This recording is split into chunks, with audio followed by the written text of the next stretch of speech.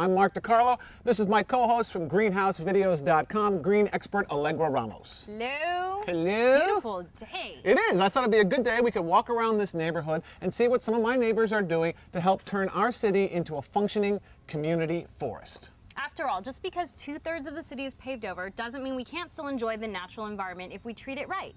That's what we mean by community forest. By using trees and plants and opening more green space, we can enjoy the benefits of a forest operating right here in our city. And as the Tree People have taught us, by creating a healthy and functioning community forest, we can reap the benefits. We use less water, the trees respirate, taking in greenhouse gases out of the air and releasing Oxygen for all of us to breathe. They also create shade, which keeps things cooler, and pull toxins out of our water table to keep it out of our waterways and oceans. Very important. Trees provide a filter and sponge effect that catches the natural rainfall we get. One mature tree can actually capture up to 57,000 gallons of rainwater in a year. Get out of here. That's like 2 swimming pools full. A lot of water. Another thing trees can do is they provide coolness and shade for your house. Everyone on my street knows the values of trees, which is why they all plant them and take care of them. Every single... Okay. These people are going on report. No trees, that's bad.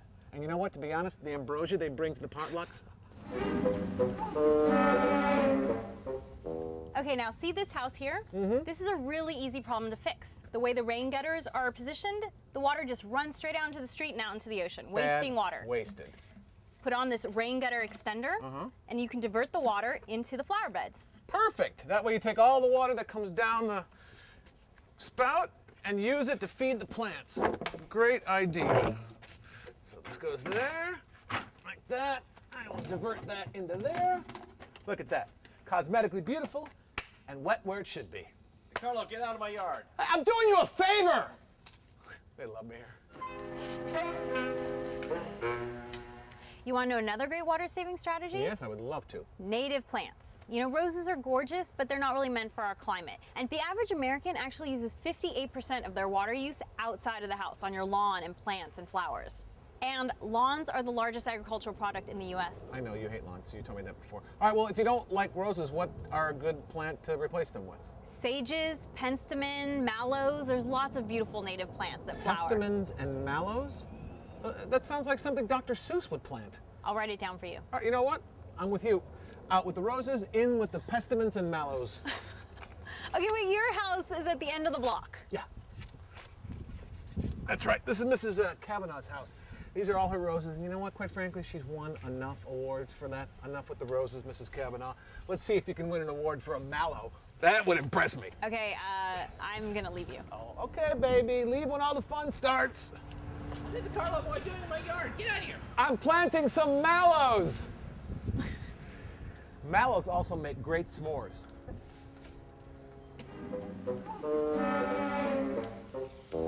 Hey, Sean. See, a water-saving strategy that he could use here would be to build a bioswale, which is a depression that captures water and holds it until it's time to sink down. So here, you could dig a trench that would be a few inches thick, and it would capture the water and hold it and allow it time to sink down into the aquifer below. The ground can only soak up so much water in one time. So to give it a little time to hold it, and then it could go down rather than running off into the street and getting me all wet. Did you hear that, Sean? Okay. Bioswale. I'm watching you. I thought I had such good neighbors. Oh, well, sorry, Allegra. It turns out my neighborhood wasn't the best place to teach people how to save water at home. Happen. Sean! Luckily, I know the place that is. Right here, at the Tree People Center for Community Forestry at Coldwater Canyon Park. Here, unlike in my neighborhood, they've figured out the best ways to water around the house. And here to share all those tips with us is Chris Imhoff. Are you an official tree person, Chris? I am. I'm the Director of Education here at Tree People. Educate me. And she did. Other great ideas include installing rain barrels, applying mulch as ground cover, using native plants, and this amazing idea. Where are we now, Chris? Well, basically, Mark, we are standing on top of our 216,000-gallon cistern here at Tree People. That is a lot of water. It is. What is a cistern? A cistern is like a huge water tank. Why do you need so much water? Well, For us, it allows us to be able to irrigate the site without using any outside sources of water. And that water is here in case of any emergency use if the fire department has to come and tap into that water source. It's great. Want to learn more? The Hall House in South Los Angeles shows several rainwater retention techniques that make his modest single-family home a part of the community forest. 2 local schools, Brodus Elementary and Open Charter Elementary, have also joined the community forest through asphalt removal, tree planting, underground cisterns, and other watershed management techniques. And at the Sun Valley Watershed Project, TreePeople is working with the LA Department of Public Works to retrofit Sun Valley Park. Put them all together, and TreePeople's demonstration sites captured, conserved, and reused more than 11 million gallons of rainfall last rainy season alone. Thanks so much, Chris. Now we can all live a little bit more water-wise. Thank you. Including the people in my neighborhood. But you know what?